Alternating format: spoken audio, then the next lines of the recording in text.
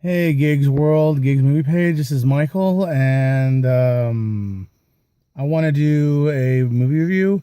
I was gonna do it. I mean, this is all about Justice League. I want to talk about the movie, and I also want to talk about several things that's its fault. I mean, the big controversy about Justice League was how it only made $96 million, and off a budget that was like 200 to 300 million dollars, which is kind of like signs of I won't say bomb. They can make the money back, but the thing is, they're not going to make a profit with this movie. And that's kind of a shame. A lot of people thought, this movie has had a bad history. The fanboys, the DC fanboys, or the Snyder fanboys are saying that this is going to break box office gold. It's going to beat the Avengers, and then we have it in 96 million versus a 200. The Avengers $200 million opening weekend. So, to the fanboys, ha ha ha. To Zack Snyder fanboys, Christopher Nolan's movies were better than your fucking films. Get over it. I know saying all that right now just makes me seem very spiteful, but I've seen a lot of fanboys, particularly one son of a bitch, who's made a career on his YouTube career out of doing it. And to me, it's like, why hasn't this guy been banned by YouTube? This guy's about as pleasant as PewDiePie after he said the N-word. That's how much of an asshole this guy is. You know, him, PewDiePie, and Shane Dawson, and that Jake Paul, those are like the guys that you would love to get kicked off of YouTube because they're so damn annoying. I'm not gonna say DC Forever, you guys didn't do shit, because I came into this movie with expectations. I was like, oh, okay, cool, they're gonna do this. And there's a lot of things, the reshoots, Zack Snyder leaving. He does get his name at the end of the movie. It says directed by Zack Snyder, so he does get his name on the movie. Joss Whedon came in to do the reshoots, and he got a co-writing credit. So the fanboys are blaming. Sorry, my arm. The fanboys are blaming Whedon because the movie isn't what they wanted it to be. Not to mention the head of DC chopped the film several times. He wanted it to be 2 hours and get it, so for more showings. Basically, it was the too many cooks in the kitchen scenario again. Just like Batman vs. Superman. And now people are complaining, oh, I want a Justice League Ultimate Edition. You can't win anybody over nowadays, and it's a shame, I remember we almost got a Batman vs. Superman movie almost 13 years ago by Wolfgang Peterson. And he wanted Hugh Jackman and Matt Damon to play the leads, which would have been interesting as long as Hugh Jackman got to play Bats and which I thought would have been cool, Wolverine and Batman, and then Matty Damon as Superman, but we never got that movie. And then they tried to do it again with Christian Bale and Christian Bale and Brandon Routh, and that never happened. So, truth be told, they should have done the 80s with Christopher Reeve and Michael Keaton. That would have been sweet. And the only time we ever got like that kind of moment was in the movie Speechless. I just found that on TV once, and I was like, oh my god, Christopher Reeve just shook hands with Michael Keaton. Batman vs. Superman. But that's fan fiction. That's neither here nor there, and that's me trailing my point. But after the success of Wonder Woman, I thought Wonder Woman was great. Gal Gadot really knocked it out of the ballpark, and of course, the iconic theme song.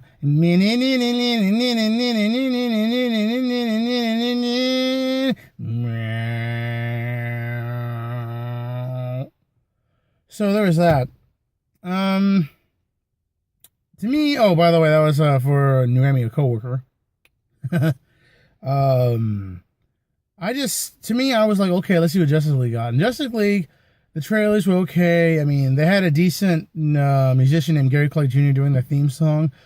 Going into the movie, his cover of the Beatles' Come Together, which is actually played in the movie, like the whole badass guitar of like, bow now, ow now, now, now. Here comes old flat top heroes. And of course, come together right now. Over me, wow, now, wow, now, now, now.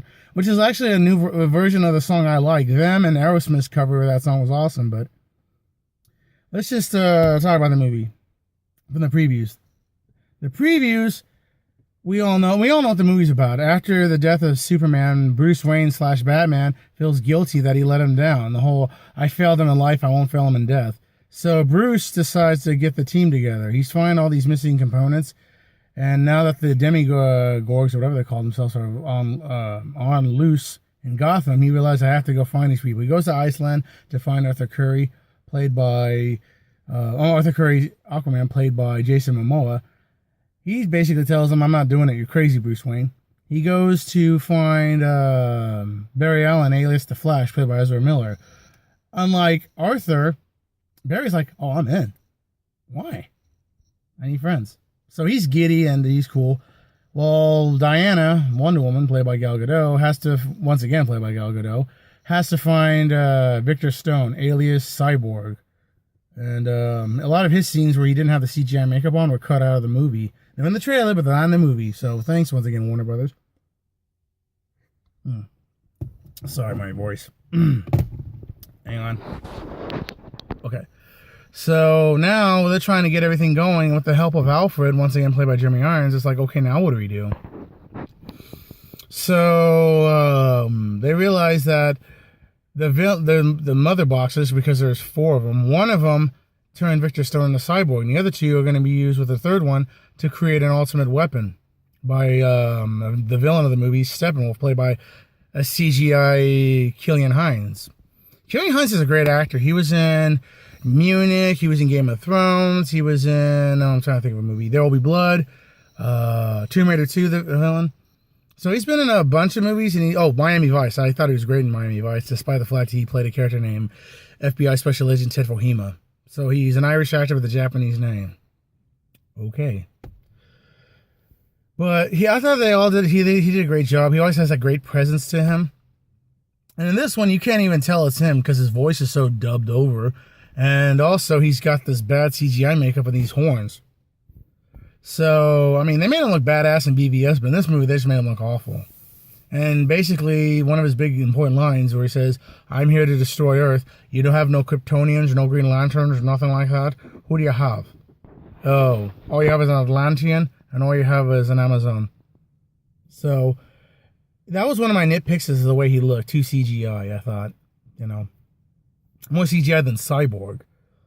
So, with everybody teaming up, they realize that even though they all fought him, and Aquaman finally joins the cast, they realize they're not as powerful as anyone wants to be. They need a 6th member on the team. You can kind of see where I'm going with this. So, the only way to stop him is to resurrect Superman with using one of the mother boxes. Listen, I know the big secret. I mean, if you haven't heard, the big spoiler, and I'm sorry to say it, but I have to. Superman's back in this movie. There's no way of getting around it. He's back in this movie. When they had the opening credits, it says Justice League, Ben Affleck. When I said Henry Cavill, I was like, okay, he's in this movie. And then Amy Adams' name is third, because I thought it was going to say Affleck, Gadot, Momoa, Fisher, and Ezra Miller. But no, it says Henry Cavill's name is second. Both in this and the cast. So we knew he was going to come back. And then, of course, the rumor of the reshoots is that he has a mustache that he has for MI6, and he wouldn't shave it off because of reshoots for that movie. So Warner Brothers had to spend even more money CGIing his mustache. So it's kind of weird. He doesn't look like Henry Cavill or Clark. He just basically looks kind of weird. In some scenes you could tell. So there was that. And of course, so that, that's a cat out of the bag. They didn't show him in any of the previews unless that one that Alfred says, oh, thank God you're back. I just hope it's not too late. That scene was not in the movie. The scene where Cyborg flies into space and he has a helmet around his face, that wasn't in the movie. A lot of things were, Cyborg looking at Batman saying, I didn't know you were real. I'm as real as it gets. That wasn't in the movie. So several scenes from these movies were not in the final product, which kind of pissed me off, like Suicide Squad. What else? I know I forget. I'm leaving out something. I'm trying to remember. So my biggest gripes with the movie were Superman comes back and he's CGI because Henry Cavill didn't shave off the damn mustache. That was one of my biggest gripes. Steppenwolf looked too fake. I loved how they got all the characters to come back. Martha Kent, Lois, Diana's mom, the Amazons, everybody came back. So it's kind of like a nice little, thing. Amber Heard has a small little part, has Queen Mara, and she'll be in the Aquaman movie. Alfred's back. So and Joe Morton has Dr. Silas Stone, Cyborg's father. So, and Billy Crudup. I can't leave Billy Crudup out of this. A nice little Watchmen reference, playing Barry's dad. So, in a sense, all the Justice League characters kind of have supporting characters. Their supporting characters are in this movie too, which I thought was nice. It isn't just basically here's Cyborg, deal with it. You know? So there was that. Again, my biggest gripe with the movie is that they rushed everything. You know, they should have made it longer, and Steppenwolf looked too fake. And people complain about, oh, well, Marvel villains, you know, don't get to do this. This guy was horrible. It was like the whole Diana thing with Ares coming back at the end of the movie just to show up. I was like, hey, I'm Ares. Let's fight. Like, really? This guy is our villain and he's been hiding out the whole time? I hate it when movies do that.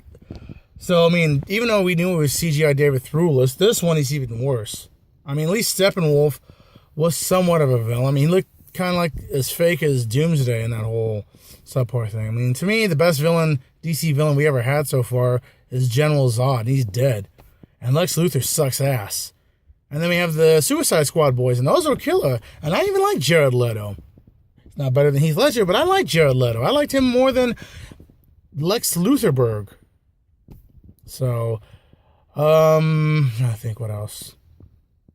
What else? Oh, there are two special endings to this movie.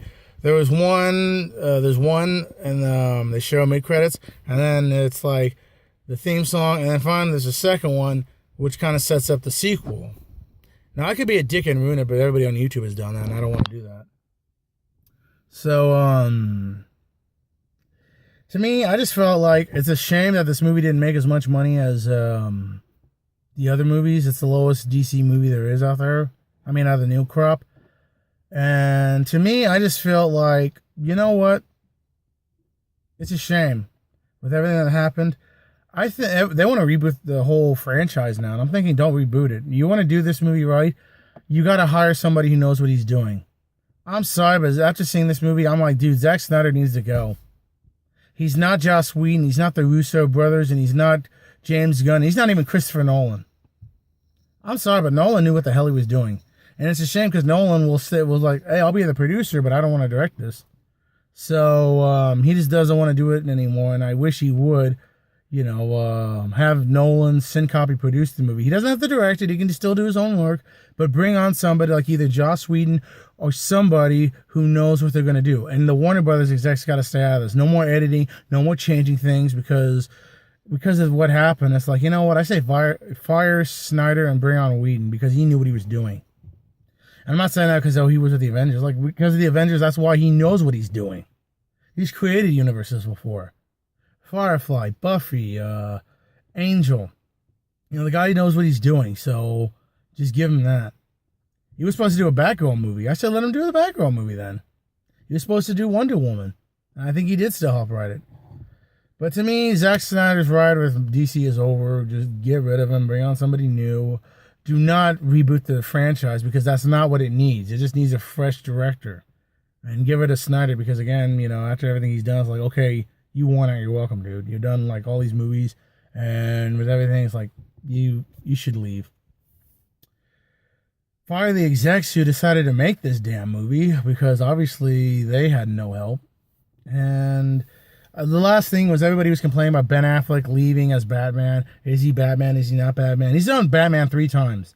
BVS, Suicide Squad, and this movie. And I liked his Batman. He wasn't as bad as George Clooney.